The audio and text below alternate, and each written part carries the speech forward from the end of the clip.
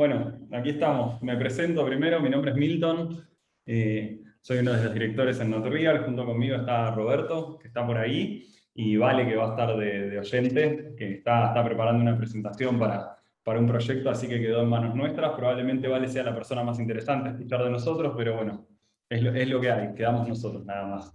Así que nada, antes que todo quería agradecerles por habernos invitado a tener este espacio y espero que les resulte interesante lo que tenemos para contarles. Rob, te dejo las palabras si querés saludar, que no te dejé hablar. Bueno, sí, también agradecer. Bueno, yo soy Roberto, el rol que tengo en el estudio es de producción ejecutiva. Y bueno, nada, o sea, acompaño y ayudo a organizar los proyectos desde que llega el pedido al cliente y bueno, después hay como una supervisión general a lo largo del proyecto. Pero bueno, Milton, no sé, te dejo ahí a vos. No sé si ya arrancamos con la presentación o había otra cosa más o... Adelante, deseando escucharos. Sí, vamos, os podríamos haber presentado un poquito más, pero ya en realidad os habéis mini presentado vosotros, así que nada, adelante.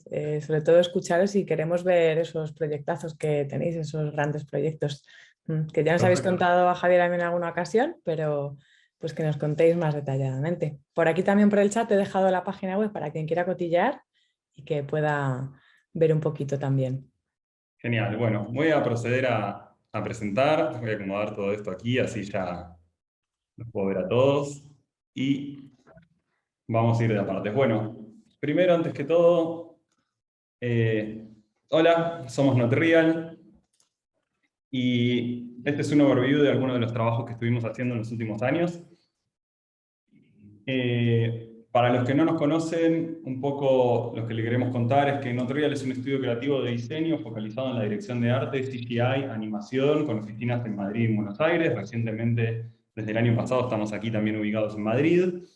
Y un poco contándoles de nuestro estudio, es que básicamente nosotros creemos que cómo expresarnos o cómo somos nosotros es que pensamos visualmente y expresamos nuestras ideas gráficamente. Creamos contenido visual, actual e impactante que ayuda a las marcas a interactuar con el mundo actual, entendiendo y transformando las tendencias visuales contemporáneas.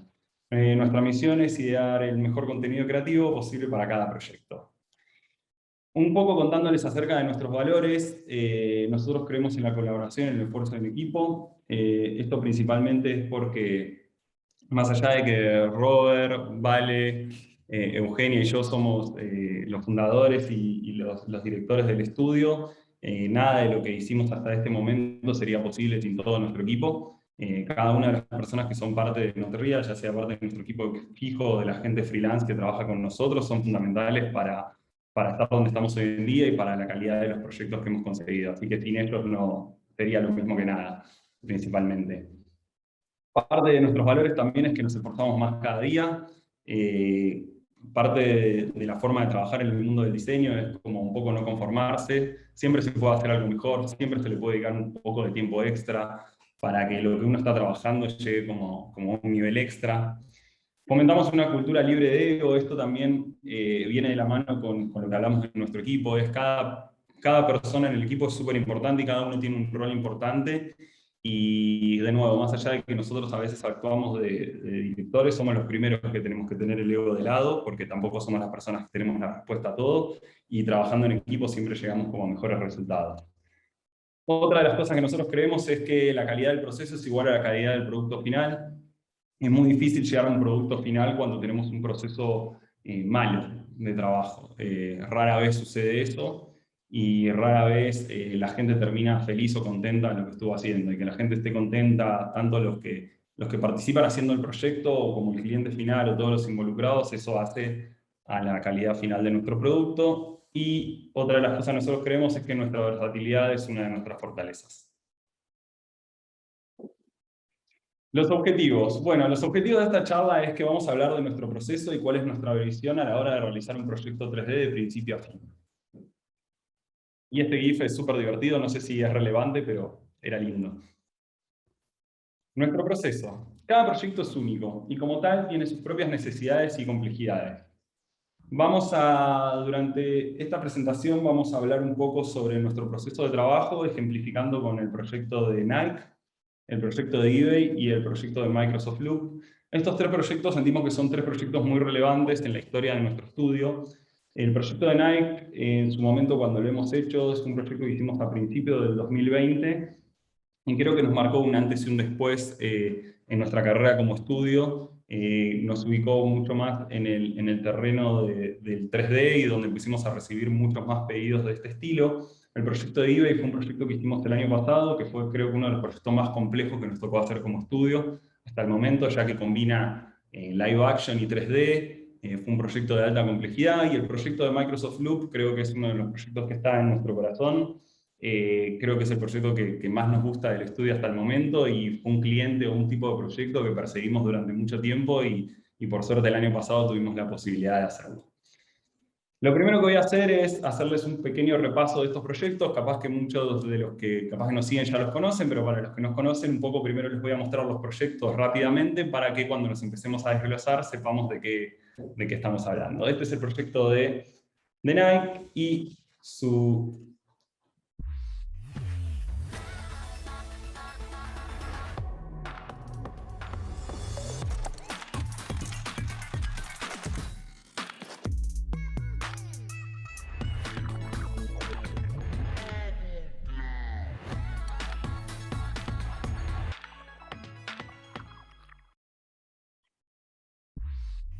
Vamos a ir al siguiente. Es el proyecto de eBay.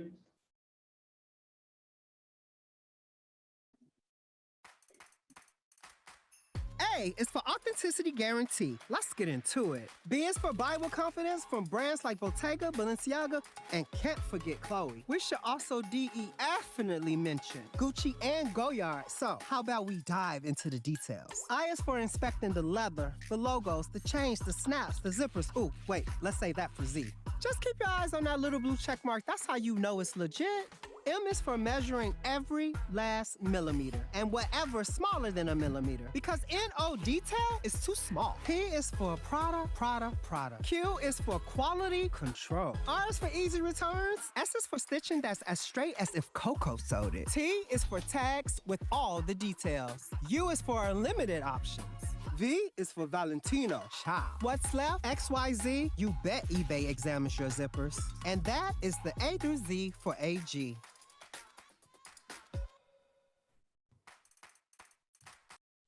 Y por último tenemos Microsoft Loop.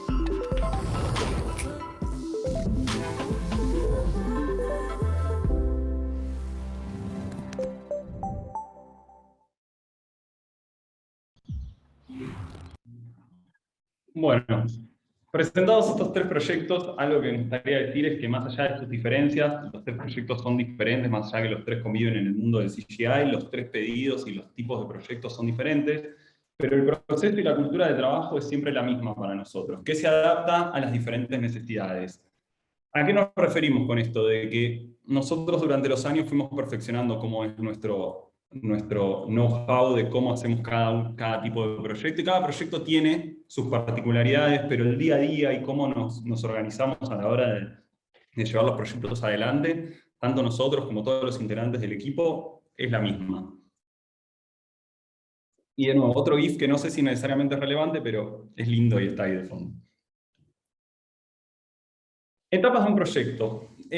Lo que vamos a hacer en las siguientes hojas es mostrar una simplificación de cómo es todo el proceso de trabajo de principio a fin, teniendo en cuenta que esto es algo que a veces lleva semanas y semanas de realizar. Ahora nosotros en media hora vamos a explicar de principio a fin todo lo que se hace.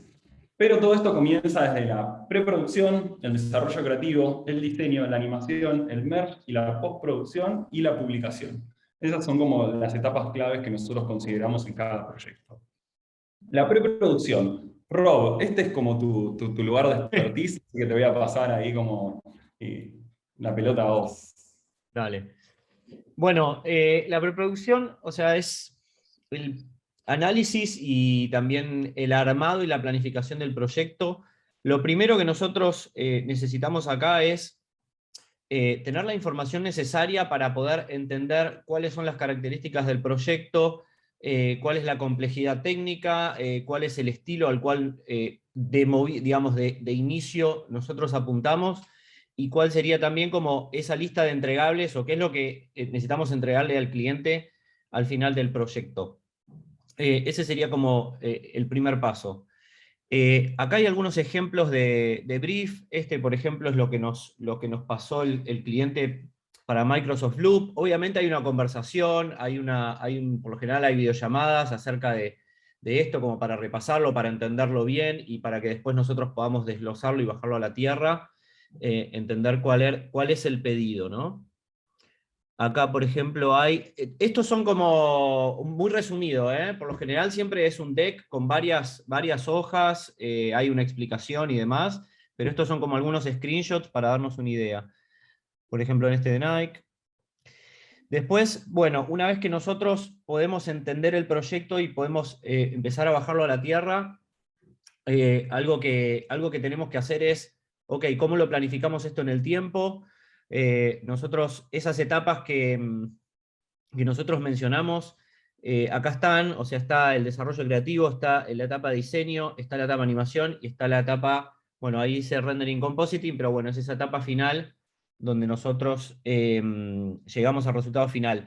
Y lo que van a ver es que hay una secuencia que tiene un orden lógico, pero también hay superposición, que esto lo que nos permite es que los distintos equipos o los distintos grupos de personas que están atacando cada una de estas etapas puedan maximizar la cantidad de días y de jornadas para abocar cada una de las cosas.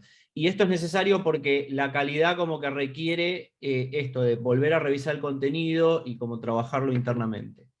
Y ese calendario anterior era Microsoft Loop, que era un proyecto solamente con 3D, y este que es el de eBay, que tenía un rodaje en el medio, como van a ver acá, tiene como una complejidad bastante más grande, porque el rodaje implica toda la preproducción del rodaje, que es súper compleja, hay un montón de cosas que hay que tener decididas de antemano, porque las tienen que armar en el set, o porque hay que, digamos, conseguir un montón de cosas, y aparte de eso, después las tomas filmadas hay que hacerles una postproducción. Y al margen, tenía como todo un recorrido también, un proyecto de 3D metido en el medio, digamos. Bueno, y otra cosa, obviamente, como que las etapas del proyecto volcadas en un tiempo y todo también nos dan a nosotros la pauta de cómo podemos armar un equipo y el tiempo que necesitamos también para cada uno de los integrantes. Nosotros solemos agregar este organigrama digamos, en los proyectos como para que también todos estemos como al tanto de cuáles son los roles y cuál es el rol que ocupa cada uno de los integrantes. También agregamos acá la location, o sea, dónde están ubicados en el planeta, porque los usos horarios son un tema, ya sea dentro del equipo, que nosotros estamos repartidos entre Europa y Argentina, y a su vez también tenemos los clientes que están en Estados Unidos. Entonces, es todo un tema que nada, es un detalle, pero también se tiene en cuenta porque es lo que nos organiza también la rutina del día. Y después, bueno, en cuanto a lo que es la lógica del proceso, nosotros creemos que esto de comenzar de mayor a menor o de lo general a lo específico sería como el proceso lógico que tiene como objetivo poder optimizar los esfuerzos y así poder destinar optimizadamente esos esfuerzos a lo que realmente agrega valor adentro del proyecto. O sea, uno no construye la casa sin antes pensar los planos, ¿no? Es como la lógica primero de ir con las cosas más simples, desarrollarlas y llegar a los detalles. Y bueno, Bueno, ahora sí, vuelvo a vos, Milton.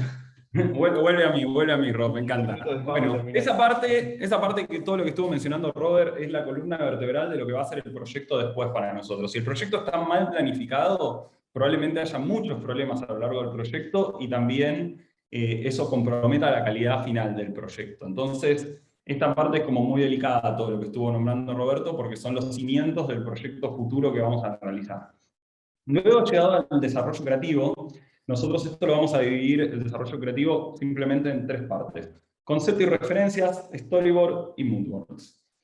Inicialmente, cuando hablamos de concepto y referencias, algo que solemos hacer con Vale, que antiguamente esto era algo que lo hacíamos más que nada Vale y yo, y hoy en día con el crecimiento del estudio también hay otros integrantes del equipo que se nos unen a estos momentos, o estamos separados, o hay diferentes grupos, pero principalmente lo que hacemos es tomar el brief que recibimos del cliente y en base a eso reunirnos, empezar a hablar, ver cuáles son las primeras ideas que se nos ocurren, cuáles son las referencias que sentimos que son acordes, que pueden funcionar a esto, que nos pueden dar un impulso creativo, o mismo sobre el batch inicial de referencias que nos da el cliente, empezar como a complementarlas también para empezar a inspirarnos y tener otras ideas nuevas para poder combinar y realizar el proyecto de lo que queremos hacer. Luego de eso pasamos a la etapa de storyboard, donde en el storyboard lo que empezamos a hacer es, a veces nosotros recibimos un cliente o una narración de lo que quieren hacer, o diferentes conceptos que los tenemos que trasladar gráficamente a algo. Entonces el primer paso es hacer un storyboard. El storyboard es, como dijo Robert, son los planos de la casa, de alguna manera. Y esto es solo como una parte del storyboard de Microsoft Loop, pero el storyboard para nosotros es el inicio de todo, es donde inicialmente ya empezamos a pensar en los layouts de diseño, porque no es solo la acción, es qué vamos a contar, cuáles van a ser los layouts de diseño, y ya desde el storyboard ya pensamos y discutimos cómo van a ser las animaciones, cómo se va a transicionar, cómo vamos a ir del cuadro 4 al cuadro 5 al cuadro 6. Todo eso ya lo empezamos a bajar a la tierra y nosotros ya sabemos cómo van a funcionar las etapas. Hay veces parte de lo que nosotros discutimos es, bueno, esto es lindo, esto también es lindo, pero ¿tiene lógica? ¿Le encontramos nosotros internamente alguna lógica para que esto transicione y se una y tenga una coherencia a lo largo del video? Esas son todas las cosas que nosotros pensamos cuando estamos desarrollando el storyboard. Para este ejemplo lo que hice es decir, bueno, nosotros tenemos el cuadro 5, el 6, el 7 y el 8, que tenemos como estas placas, que luego seleccionamos una y tenemos como todo un traveling hasta llegar a la notebook. Tengo el ejemplo de cómo quedó luego esto en el video.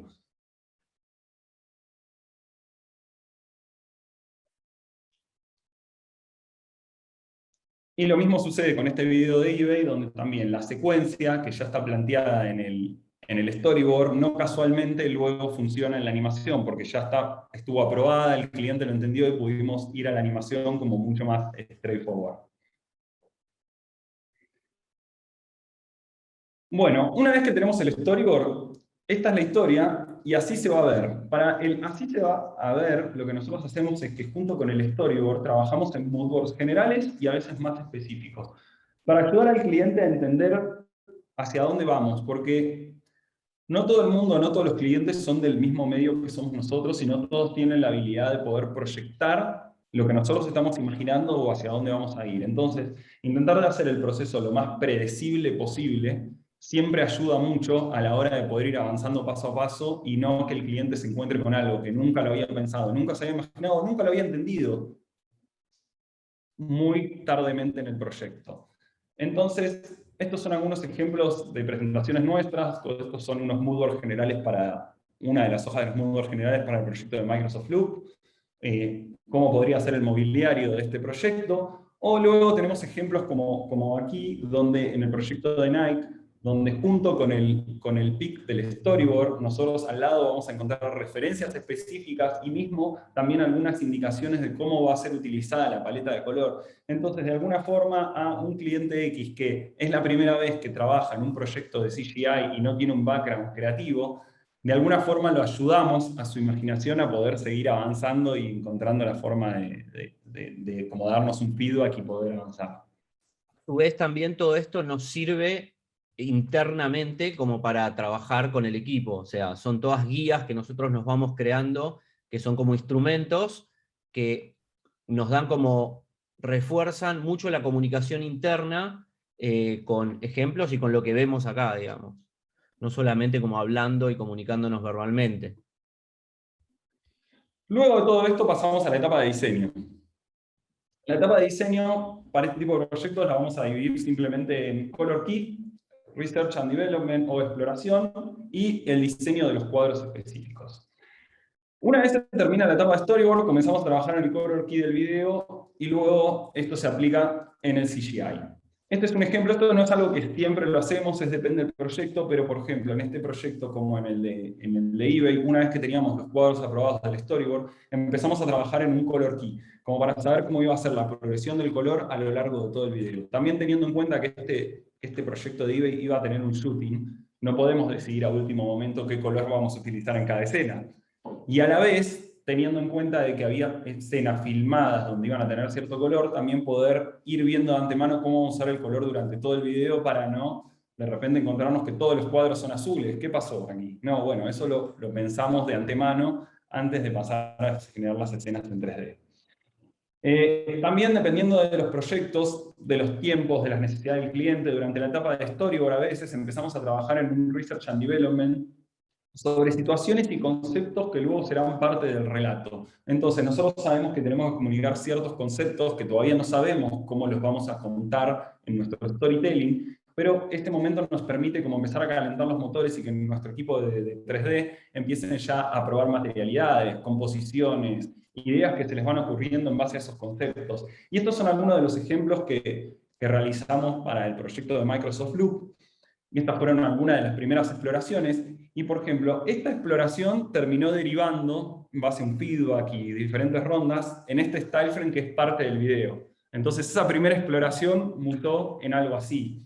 Luego teníamos toda una exploración que hicimos para ver cómo podíamos interpretar este logo volumétricamente, que terminó siendo de esta manera. O lo mismo cuando teníamos todo este viaje a través del túnel, empezamos a buscar diferentes maneras de poder transformar este logo y cómo viajar, que terminó derivando en estos style frames que tenemos aquí. El proceso de un style frame 3D pasa por varias etapas antes de llegar a su resultado final, como las siguientes que tenemos aquí. Esta es como una versión muy simplificada de cómo va siendo la progresión del style frame de principio a fin. Comenzamos asignando un cuadro a un diseñador con un brief, con referencias, con el boceto del storyboard, y luego pasamos por una serie de correcciones hasta llegar al resultado esperado. Por ejemplo, esto es algo que se le presentó al cliente, pero también a nosotros nos servía como puntapié inicial para nuestro diseñador a la hora de empezar a diseñar este cuadro 3D. Después de un par de rondas, llegamos a algo así parecido, donde tenemos rondas de feedback con nuestro diseñador, viendo, bueno, la cadena le podemos cambiar la materialidad, o ver que no brille tanto, o ver cuál va a ser la materialidad de la soga. Este es un cuadro relativamente simple. Y después de varias rondas llegamos a esto, estamos haciendo como un timelapse, hubo pasaron más cosas en el medio. Y este es otro ejemplo, este es uno de los cuadros que fue bastante complejo dentro del proyecto de Microsoft Loop, porque era encontrar cuál era ese espacio de trabajo de Microsoft Loop, cómo era su mobiliario, cómo era su vibe, cómo eran los elementos, quién era esta persona que trabajaba aquí. Entonces estas son diferentes pics de cómo fue siendo la evolución de este cuadro. Y acá podemos ir viendo cómo fue la progresión del brief, de los diferentes feedbacks, de cómo vamos a probar diferentes cosas a lo largo del proceso, si vamos a sumar una planta, si no, cómo podrían llegar a ser las vasijas, hasta que llegamos al resultado final que tenemos aquí. Otra cosa muy importante a la hora de diseñar es que hoy en día hay miles de pantallas para llenar, y por ende múltiples formatos a tener en cuenta desde el inicio del proyecto. Entonces esto es algo que nosotros, teniendo en cuenta cuáles son los deliverables que tenemos con nuestro cliente, lo pensamos desde el minuto cero. No esperamos a tener todo el diseño para ver cómo podemos hacer los crops o cómo podemos luego llevarlo a los diferentes formatos, sino que ya diseñamos pensando en estos formatos. Y por ejemplo, estos son algunos de los resultados que tuvimos en el proyecto de eBay. Como vemos que la tipografía hubo que pensarla específicamente para cada uno de esos formatos, y mismo la animación de ella hubo que pensarla específicamente para cada uno de esos formatos. Llegamos a la animación, luego cuando lleguemos al final podemos volver atrás y hacemos una ronda de preguntas y respuestas sobre lo específico, pero llegando a la animación también lo dividimos en estas diferentes etapas, que es como la etapa de Animatic y Previs, test de animación y la animación de las escenas específicas. Por ejemplo, este es una versión del Animatic inicial que hicimos, ni bien teníamos los cuadros de storyboard del proyecto de Microsoft Loop. No voy a seguir, pero más o menos, ¿para qué nos sirve a nosotros esto? Es como la primera etapa de la animación, nos permite marcar los tiempos estimados que va a tener cada una de las escenas y ver si la cadencia que tenemos de principio a fin es lógica o si necesitamos sumar algún cuadro extra, que capaz que ahora que esto está en play nos salda, o si hay alguno de los cuadros que no tiene suficiente tiempo de lectura, o lo que sea. Robert, todo tuyo. No, lo que quería agregar es que también sirve, por ejemplo, si hay una locución, también sirve como es como un primer editado como para poder sincronizar y ver cuál es eso, digamos, cuál es el ritmo general y si se cuenta bien la historia, digamos, es como la primera noción. Después vamos como nutriéndolo y reemplazándolo. Después, una siguiente etapa de este animatic es cuando pasamos al previs, donde ya pasamos al soft de 3D, donde empezamos a hacer unas animaciones súper rápidas, súper rough, y marcando los tiempos que necesitamos. Esto es como un momento 2 del animatic, donde las animaciones están lejos de ser finales, pero ya tenemos una noción mejor de los tiempos y también ayuda a nuestro cliente a no tener que imaginarse tanto, de alguna manera, porque una cosa es ver el cuadro estático, pero por lo menos acá ya hasta ve cosas en movimiento y ya puede empezar a imaginarse cómo va a progresar nuestro video. Estos son algunos animation tests que hicimos, por ejemplo, en el proyecto de Microsoft Loop, que en alguna de nuestras primeras entregas, lo primero que hacemos con estos animation tests es empezar a calentar los motores en la animación y empezar a ver, bueno, empecemos a probar cómo puede ser el movimiento, las aceleraciones, qué recursos estaría bueno usar. Muchas de estas cosas mueren aquí, pero también nos marcan los primeros pasos de lo que vamos a animar luego. Acá algunos ejemplos extra también de cómo fue evolucionando el proyecto de Nike. Y específicamente acá podemos ver cómo una escena pasa de principio a fin, como con todas sus etapas de la animación, cómo día a día va progresando como en sus diferentes detalles hasta llegar a su resultado final y cómo es progresivamente ir sumándole detalles.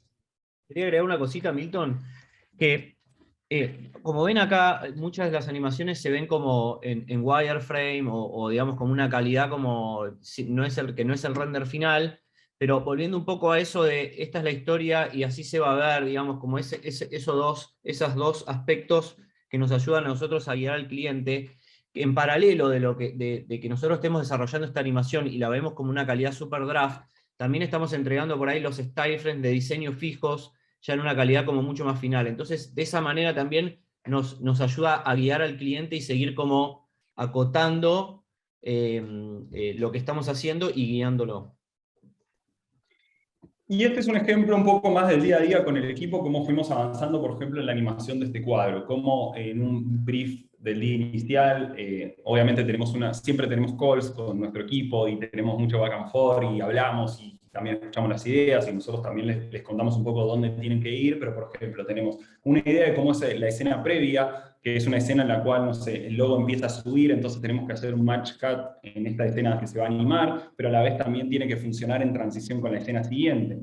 Después de esto nosotros recibimos como un primer draft de nuestro animador, que luego de esto recibe una ronda de feedback. Tenemos un chiste interno que es que cuando usamos el tomate nos gusta, no usamos corazones, usamos tomates, pero sabemos que en algunos lugares el tomate, capaz de tirar un tomate, no sé si es lo mejor del mundo, pero acá a nosotros está genial. Luego volvemos a tener otras rondas de diseño, y luego de varias rondas más, llegamos al resultado final de nuestra escena. Como de nuevo les contaba, esto es como un timelapse de cómo llegamos a los resultados finales. La etapa 6 es el merge y la postproducción. ¿Qué sería lo del merge y la postproducción? Hay algo que pasa nosotros a la hora de estar trabajando, es que en los proyectos 3D, es que llega un punto del proyecto donde nosotros necesitamos comenzar con la animación. Entonces, el equipo de diseño 3D llega a un punto donde dice, bueno, este style frame está listo para ir a animación. Pasa a animación, pero no necesariamente ese style frame está final. Comúnmente lo que dejamos para el final es seguir refinando todo lo que tiene que ver con el lighting y shading. Entonces, en paralelo, mientras que una escena se está animando, también se está refinando. Entonces llega un punto del proyecto donde esta escena que ya se animó tiene updates en las texturas, en la iluminación, y hacia el final tenemos que unirlos para luego pasar a la etapa de rendering y compositing. Entonces, dicho eso, nosotros tenemos refinar lighting and shading, es parte de nuestro finishing, rendering y compositing and color grading. Algo importante a tener en cuenta es que los últimos pasos son muy importantes para embellecer y unificar el contenido producido. Hace una gran diferencia en el resultado final. Esta etapa también es súper importante y es cuando nosotros estamos con menos combustible de alguna manera. Es ya la etapa final del proyecto, pero es donde tenemos que sacar un poco más de nosotros como para darle como el cierre final. Este es un ejemplo de esto que les decía, de que el style frame inicialmente está listo para ir a animación, pero el style frame final de lighting y shading aparece luego. Entonces ahí es cuando unificamos y mergeamos las cosas. Luego viene la etapa de rendering, que los que están familiarizados con el 3D saben que es una etapa tediosa. Y este es un gran ejemplo de cómo hacemos rendering nosotros, y van a ver todas las versiones que tenemos de todo. En lo cual, para nosotros la etapa de rendering es, empezamos tempranamente a las escenas empezar a renderear, a ver cómo se ven, el post del rendering, volver a sacar, corregir cosas, si algo fliqueó, si algo que pasa con las sombras. Entonces, la etapa de rendering es una etapa donde hay que hacer y volver a renderear y volver a hacerlo y llenarse de paciencia. Y por último tenemos el Final Compositing, donde por aquí podemos ver un ejemplo de un render final, pero cómo se ve a la derecha con su corrección de color y con sus ajustes específicos. Algo que nosotros estamos trabajando últimamente mucho es muchos proyectos que contienen UI.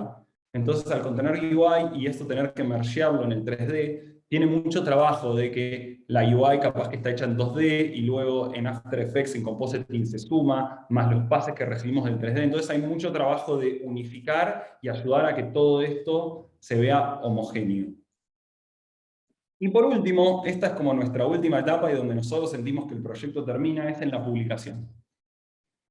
El portfolio es nuestra carta de presentación a la hora de conseguir nuevos proyectos y clientes de alguna manera. Es nuestro producto, es lo que en nuestra fábrica es lo que hacemos. Entonces, acá hay algunos ejemplos como, no sé, como nosotros estamos con nuestra web, o este es un ejemplo claro de, por ejemplo, el proyecto de eBay, una vez terminado, seguimos refinando algunas cosas, y hubo todo un ida y vuelta de rondas de corrección de cómo vamos a mostrar el proyecto, qué imagen va primero, qué va después, cómo es nuestra presentación, cómo es la historia a la hora de hacer un scroll en el proyecto y verlo, y entender qué fue lo que se desarrolló, o mismo en las redes sociales como Instagram, cómo lo vamos a compartir. Por eso de nada vale todo el esfuerzo que hagamos en un proyecto si una vez finalizado no realizamos una buena presentación del mismo en nuestro portfolio. Si nosotros no lo mostramos o realmente la publicación de él es muy pobre, capaz que no se llega a apreciar o a ver todo el esfuerzo, todo el desarrollo que hay detrás del mismo. Con eso dicho, y ya cerrando un poco, vamos a sacar algunas conclusiones y algunos valores extras que nosotros tenemos en el estudio, que son los siguientes. Una de las cosas que nosotros decimos es no casarse con ninguna técnica o estética. No pueden faltar memes en este tipo de charlas, si no queríamos ser menos, siempre tiene que haber alguno. ¿A qué nos referimos con esto? Las tendencias van evolucionando y las técnicas van cambiando a lo largo del tiempo. Entonces, esto viene de la mano con siempre hay algo nuevo para aprender. Está bueno siempre mantenerse activo, no importa lo bueno que uno sea, siempre hay algo nuevo que aprender, siempre hay algo nuevo que ver, está bueno estar abierto y hay un montón de contenido que va cambiando a lo largo del tiempo, que nada, está bueno no quedarse de alguna manera. La calidad está en todo el proceso. Nosotros al final del día, nuestros clientes son personas, y el proceso tiene que ser bueno, como lo decíamos del inicio. Si el proceso es bueno, el resultado final va a ser bueno, de alguna manera. Si nuestro proceso es como nuestra señora amiga de aquí, probablemente nuestro resultado no sea el mejor. Sí, además no nos olvidemos que si bien nosotros estamos como creando un producto, por más que no sea intangible, en realidad también somos proveedores de un servicio. Entonces el proceso es parte de ese servicio, es ir guiando, ir llevando el proyecto hacia el resultado final. Y que todo eso sea lo más, no sé, straightforward, para llamarlo posible. Más allá de todo esto y todo lo que les contamos, hay algo muy importante que es que puede fallar. El puede fallar es parte de todo esto, no importa el tiempo que llevemos en el medio, lo bueno que seamos, siempre se pueden cometer errores, siempre las cosas pueden no salir, no nada es perfecto, tenemos una carrera que es creativa y no siempre uno está con las mayores luces o no. Lo bueno de esto es aprender de esos fallos y seguir adelante, como este señor que la próxima vez lo va a pensar varias veces antes de querer cruzar, básicamente. Y por último, la responsabilidad, el respeto y el orden cuando uno trabaja con equipos, todo esto va de la mano, el esfuerzo y el ingrediente secreto, como dice la madre de nuestra amiga Sara, mamá Ángela, es el amor. Ponerle amor y realmente disfrutar lo que uno está haciendo es la clave de tener buenos resultados. Si vos realmente no crees en lo que estás haciendo, no lo disfrutás, es muy difícil que llegues a un resultado final. Y eso es todo lo que tenemos para contarles, básicamente.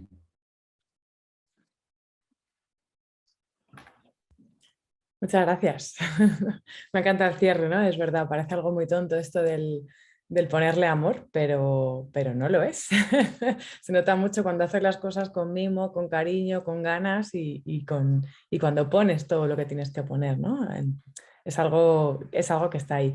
Vamos, ha habido 3 preguntas por el chat, os las voy a lanzar, ¿vale? Y si alguien más quiere preguntar, que pregunte, tanto las personas que están por aquí por Zoom, bueno, hay personas también que están por el directo en YouTube, así que nada, yo estoy pendiente en cualquiera de los 2 casos, ¿vale?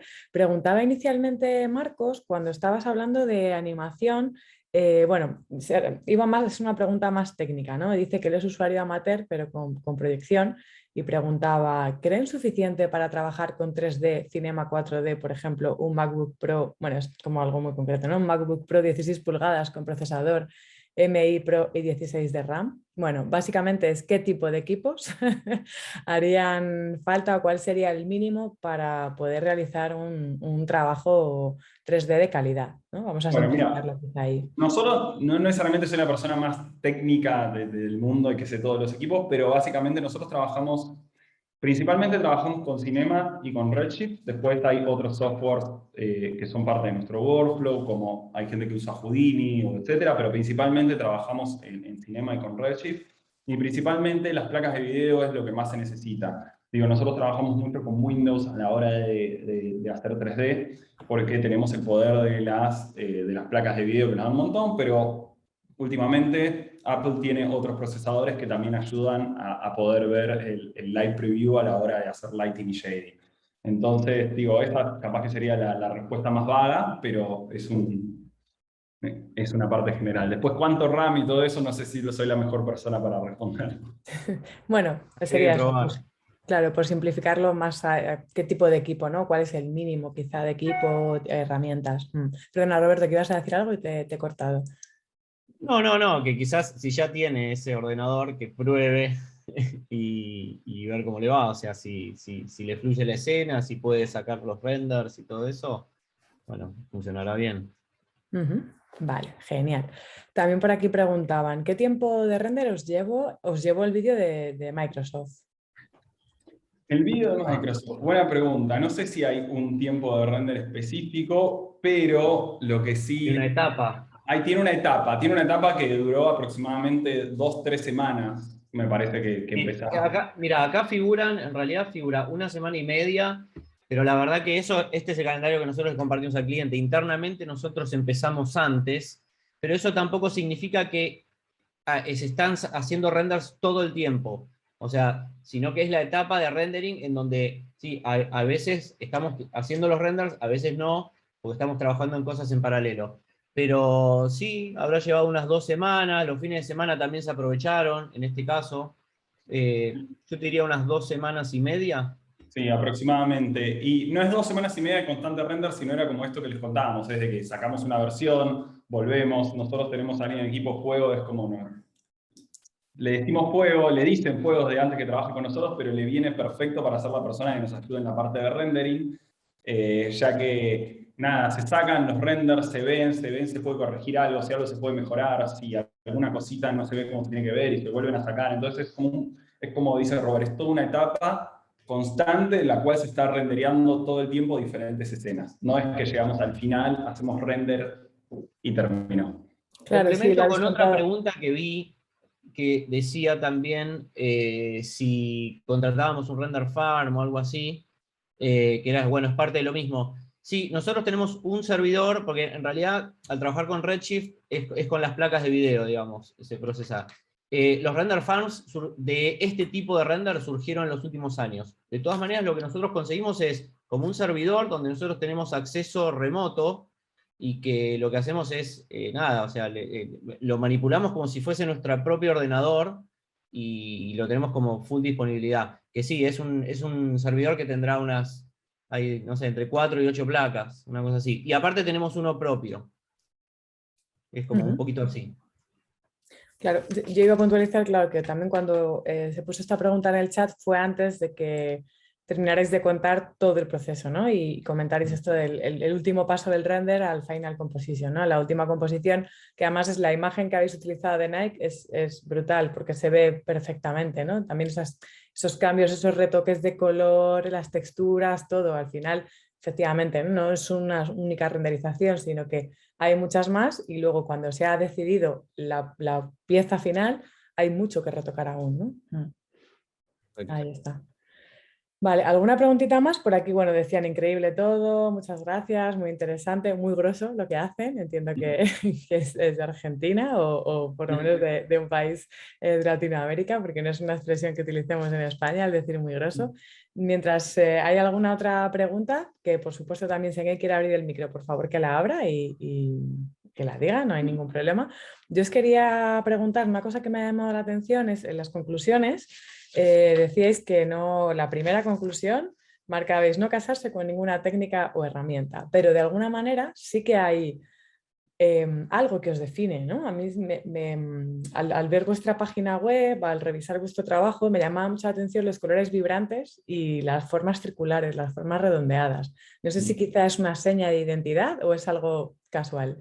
No, eso es algo creo que es casual, es algo, a ver, creo que al final del día cuando uno está realizando una pieza hay algo de como del gusto propio de las cosas que a uno le gusta que siempre van a estar marcadas, pero no creo que eso necesariamente esté ligado a una estética o a un recurso en particular, como que me parece que son como recursos visuales del diseño que uno los encuentra cotidianos a la hora de usar y también a veces pasa que los clientes les gusta pedirte cosas que se parezcan a cosas que hayas hecho antes, pero yo lo que capaz que puedo marcar es que el hecho de no casarse con una técnica o con una estética, yo creo que nuestro estudio, creo que tiene cierta impronta porque las personas que lo formamos, como yo decía, uno tiene sus gustos personales y los aplica en el trabajo que uno hace, pero a la vez el estudio fue teniendo una gran evolución, donde era un estudio que al inicio hacíamos cosas más como con personajes, cosas más 2D, cosas con colores mucho más vibrantes capaz que al inicio, y durante el paso de los años nos fuimos yendo más hacia el 3D, o de repente empezamos a combinar técnicas, o de repente tenemos proyectos que son como mucho más sobrios, con colores mucho más neutrales,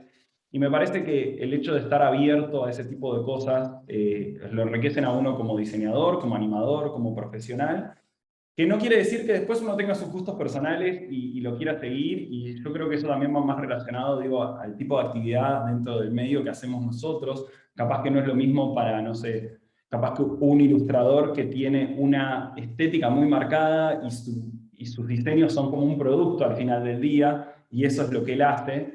Pero versus hay otros diseñadores, otros ejemplos, ilustradores que son como más, deciden ser más versátiles, no porque los otros no lo puedan hacer, sino que deciden o les gusta más mirar en otras cosas. Pero creo que el hecho de que aunque tengas un solo estilo que te guste y te guste repetirlo o no, el hecho de estar abierto a tener, incorporar otras cosas todo el tiempo, te van a hacer mejor profesional o van a mejorar mismo del estilo que uno ya tiene.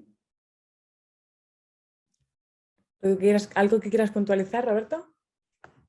No, por ahí sumarle a eso que también es lo que, como eso que había explicado Milton antes, las tendencias van cambiando, las estéticas van cambiando, se ponen de moda, pasan de moda. Entonces, también estar abierto a esa resiliencia y flexibilidad frente a lo que el mercado en algún punto propone, también es lo que a uno lo posiciona y lo va haciendo buscar nuevos clientes y conseguir nuevos proyectos. Y no cerrarse como a una especialidad que puede pasar de moda y que eso puede hacer que después te cueste conseguir los proyectos. Al final hay que ser práctico, ¿no? Hay que ser práctico y hay que estar actualizado. Otra cosa que decías, ¿no? Siempre hay algo nuevo que aprender. No hay que creerse fuera del ego. También lo decíais al inicio, fuera del ego, en el trabajo en equipo, pero también en esto otro se podría trasladar. Hay otra preguntita por el chat, pregunta Marcos de nuevo, que el propio motor de render que incluye Cinema 4D es suficiente para un usuario básico que está aprendiendo. Puede ser, sí, para alguien que está aprendiendo yo no lo uso hace mucho tiempo, pero empecé por ahí, empecé con el render de Cinema y luego vas evolucionando. Al final del día creo que los motores de render o lo que es hacer lighting, shading y rendering, todos mantienen cierta base y después es ir como adaptando los conocimientos que uno tiene a las diferentes nuevas herramientas que hay por ahí dando vueltas. También nombra Redshift o VRay. Nosotros usamos Redshift, pero no estamos patrocinados ni nada, es solo que usamos eso. Bueno, es vuestra herramienta, ¿no? Simplemente, ¿no? Os están preguntando, estamos preguntando por cosas concretas de cómo trabajáis. Al final habéis desgranado vuestro proceso de trabajo, vuestra manera de proceder de una manera muy general, pero de una manera muy concreta, ¿no? O sea que muchas gracias. Y una pregunta que hace Francisco, que esa la iba a hacer yo también, la tenía por aquí apuntada, si nadie la hacía. ¿Cómo os inspiráis, ¿no? ¿Cómo os mantenéis inspirados? ¿Cómo nos mantenemos inspirados? Esa es difícil, pero creo que, no sé, hay algo de mantenerse inspirado que es como muy general y creo que es muy particular de cada uno. Yo creo que nosotros en el estudio, la mayoría de los que somos parte del estudio somos personas que somos inquietas de alguna manera, naturalmente. Y creo que el hecho de ser inquieto te hace todo el tiempo estar como mirando otras cosas, buscando, queriendo hacer, queriendo crear, y creo que en el hacer está la inspiración también de alguna manera. Y creo que básicamente sería eso. Creo que no quiero sonar demasiado como abierto, pero creo que es en eso. Seguir artistas, o sea, seguir, digamos, seguir talentos que hay en la industria, digamos. Hay un Redes ejemplo de sociales lo es que yo tengo. es lo más normal, digamos. Claro. Sí, a mí también me pasa que yo miro mucho lo que está pasando. Y a mí yo soy medio fan de todo y me encanta lo que están haciendo todo el mundo, básicamente. Entonces es como el hecho de mirar te inspira, porque decís, mirá qué lindo que es esto y qué lindo que es aquello. Entonces, hagamos algo que sea lindo también. Entonces, está siendo muy simple la respuesta, pero creo que viene por ahí. Bueno, no es simple para nada, al revés, podríamos trasladarlo, o sea, responder a tener una mente inquieta, ¿no? Y tener una mente inquieta y la mirada abierta. Al final la inspiración está en todos los sitios y puedes encontrar referentes, referencias, un frame de pronto de una película, de un anuncio, de una revista, algo que ves en internet, una cuenta de un artista propio que ha compartido de otra persona, otro estudio, y probablemente muchas veces tampoco sabéis dónde, a mí por ejemplo me pasa, ¿no? He visto algo y no sé dónde, ¿no? O tienes como una imagen en la cabeza y luego resulta que la habías visto o la reconoces en otro lugar, pero está ahí y de pronto se te ha venido y la conectas con algo que tienes en mente y ahí funciona la magia, ¿no? Vale, más preguntitas. Por aquí pregunta Roberto Azmitia. Dice, me gustó mucho la parte que mencionaron sobre que siempre hay algo nuevo por aprender. ¿Recomiendan alguna plataforma o recurso para seguir aprendiendo en torno al 3D y la animación? Creo que esa respuesta la pueden tener ustedes de alguna manera mejor.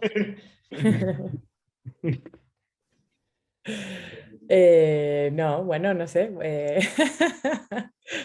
Alguna plataforma, alguna newsletter, ¿no? Pensando más en eso, en newsletter o...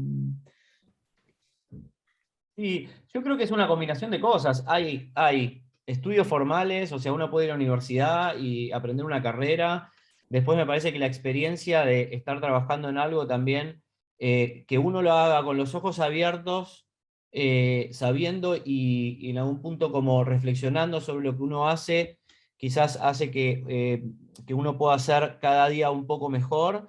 Y después me parece que hay una gran parte que es el costado autodidacta que uno tiene que tener, o sea, de poder buscar y también como relacionado con la inspiración y con los trabajos que hacen otros, mirar cuestiones, muchas veces hay detrás de escena en proyectos o cosas que también suman, y quizás algún workshop o algún curso o algo específico, digamos, yo creo que todo suma. No sé si es que hay un lugar específico, me parece que es una combinación de cosas y sobre todo me parece que es la actitud que tiene uno frente a aprender. Y no sé. Sí, Creo me que va un parece que poco por ese sumando esto lado. de Robert es que capaz que muchas veces nosotros decimos que es como que la carrera de uno en este medio se la hace uno mismo. Más allá que uno tenga oportunidades, y a veces hay un factor suerte y todo, obviamente que eso es parte de la ecuación, cada quien hace su propia carrera. Digo, si vos le dedicás un poco extra o no, ahí están donde hacer tu carrera. Digo, si te interesás más o querés aprender nuevas cosas, o estás inquieto o no te da lo mismo, Creo que la carrera de una persona creativa está totalmente ligada a uno mismo. Más allá de los factores secundarios externos que también son parte de todo eso, pero creo que el motor principal es eso, uno hace su propia carrera. Y en cuanto a lo técnico, hay muchísima información ya, o sea, hay tutoriales de lo que sea, entonces como que eso también está ahí la información, no sé si es una cosa formal, es algo que uno busca y encuentra, hay de todo. Yo tengo como una recomendación, que es que cuando estás empezando en algo tienes como que dominar absolutamente el medio, con lo cual yo sí que recomendaría como ver mucho internet, intentar entender qué hay de cada trabajo que admiras, pero creo que luego también cuando ya tienes controlada la cosa, creo que es recomendable como dejar de ver para poder realmente adquirir como tu mensaje propio y personal, ¿no? Yo siempre, o por lo menos en mi faceta fue así, ¿no? En un principio miraba muchísimos diseñadores y muchas veces me inspiraba en lo que veía, pero llegó un momento en el que de repente me di cuenta que al final lo que me inspiraba a mí a nivel personal eran cosas que no tenían que ver, que luego era capaz de aplicar al trabajo, ¿no? O sea, la naturaleza, por ejemplo, cuando descubrí que la naturaleza me inspiraba un montón, fue algo de lo que me inspiré para sacar un montón de cosas y así es como un universo infinito, ¿no? Bueno, quería haceros un comentario también. Me ha gustado mucho vuestros valores. Eh, bueno, me ha parecido lo de nos esforzamos más cada día. Bueno, toda una declaración de principios. Yo también, es muy curioso porque es un mensaje que yo también digo, pero yo le llamaba como de una forma como un poco diferente, ¿no? Pero al final dice un poco lo mismo, que yo le llamo como la insatisfacción permanente como motor de crecimiento, ¿no? El hecho de nunca nada está perfecto y siempre se puede mejorar, ¿no? Y nunca, siempre podrás hacer un mejor trabajo, ¿no? Eso creo que te permite tener un recorrido muy amplio a nivel profesional y luego te dota de una humildad que es muy, muy buena para continuar, seguir creciendo. Luego me ha gustado otro también mucho, estos dos de los cuatro, todos los cuatro son top, pero lo de nuestra versatilidad es nuestra fortaleza. Eso me parece tan importante en un diseñador porque, bueno, yo siempre digo que creo que un diseñador no tiene que tener un estilo.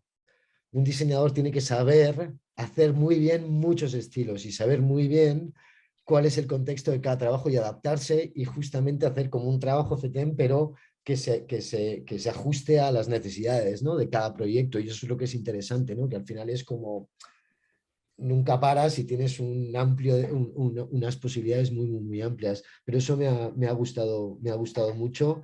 Y luego, muchísimas gracias por abrir las puertas, contarnos todo lo que hay detrás. Bueno, yo que he hecho animación, me ha hecho gracia porque parece muy fácil y que todo es rápido. O sea, es inimaginable el curro que hay detrás de afinar, venga, ahora va, ensayo, error. O sea, me ha gustado mucho porque lo ponéis como muy bonito, pero telita con la animación porque los procesos son duros. Bueno, me ha parecido, es que está muy bien porque te ayuda a comprender que hay que como que hacerlo todo por etapas, todo súper bien organizado, porque un trabajo de animación mal producido,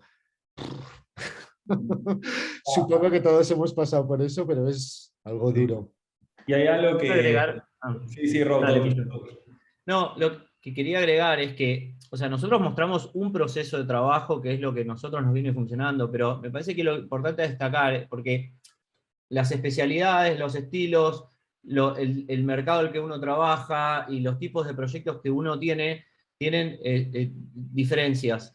Lo importante es que uno pueda elaborar ese proceso de trabajo, que encuentre las mejores herramientas y los mejores mecanismos que a uno le sirvan. Nosotros mostramos, este es el que nos sirve a nosotros, pero me parece que lo mejor es, o sea, lo que uno tiene que buscar es reflexionar acerca de también su proceso e ir mejorándolo constantemente. A nosotros llegar a esto que tenemos ahora es una evolución de 4 o 5 años. Al principio sí, la base era más o menos parecida, pero después hay toda una evolución de cosas que nos dimos cuenta con el tiempo, de esto conviene hacerlo mejor así, esto conviene hacerlo mejor así. También crecimos en cuanto a gente, entonces la mecánica de trabajo se nos volvió distinta, porque una cosa es tener un equipo de este tamaño, otra cosa es tener un equipo de este tamaño.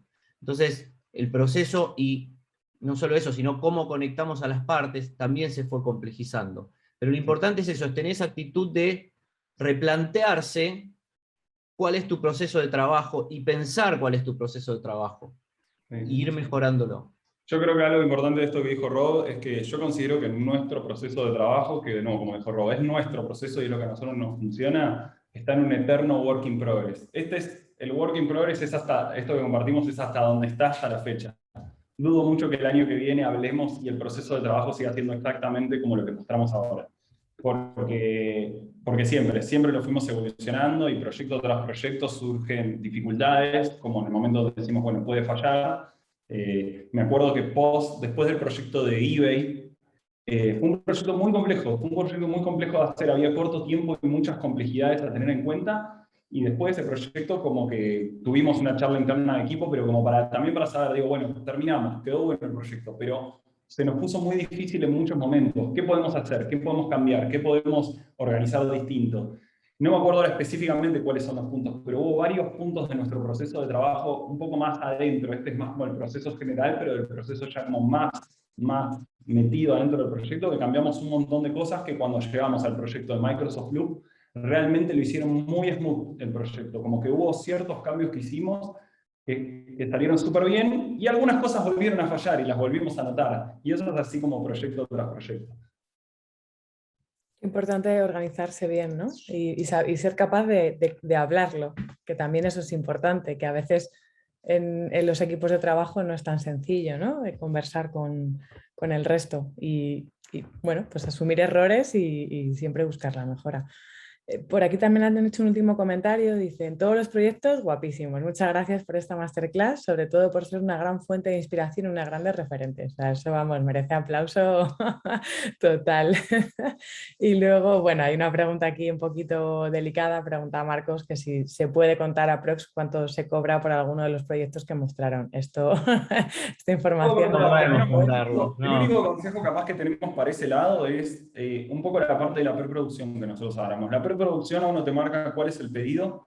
El pedido también viene de la mano de un timeline y el tiempo que uno tiene que dedicar y la cantidad de recursos, o si uno es un freelancer, es la cantidad de horas o el tiempo que uno tiene que dedicar. Entonces todos esos factores a uno lo ayudan para poder cuantificar. Y cuando uno puede cuantificar, uno le puede poner valor a lo que uno hace, empezando a saber cuáles van a ser tus costos.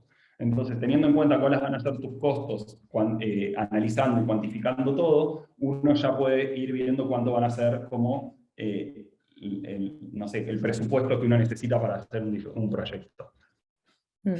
Sí, se puede marcar la viabilidad, ¿no? Sacando aproximadamente un precio hora. Hasta a veces es al revés, a veces preguntamos y viene del lado del cliente y en base a eso nosotros acomodamos la producción también. A veces es bueno hacer eso. Genial. Pues muchísimas gracias, muchas gracias Milton, muchas gracias Roberto y bueno, Valeria que ha estado por ahí en la sombra, ha estado súper interesante, así que yo no sé, que decíais, ha faltado la parte, decíais al inicio, falta la pieza fundamental y con Valeria hubiese sido mejor, no sé yo, porque ha sido brutal, de verdad que muchísimas gracias por este ratito, por esta charla, por compartir de alguna manera vuestro know-how, vuestra manera de trabajar y ser generosos en esta parte. Y nada, pues lo dicho, muchísimas gracias y también a los que están presentes, que han asistido y que han trasladado sus preguntitas por aquí, por el chat, para preguntaros a qué interés ha generado, desde luego. Y nada, damos paso a Elizabeth, vamos a seguir hablando de animación, pero de otra manera, también desde el punto de vista de la ilustración. Creo que ibas a decir algo, Roberto, que estás haciendo así con la mano. No, agradecer por la invitación, también agradecer a los comentarios que nos fueron haciendo ahí en el chat, la verdad que eso siempre está buenísimo, así que bueno, nada, eso más. Nada, gracias por todo y hasta la próxima. Muchas gracias. Gracias. Gracias. Chao.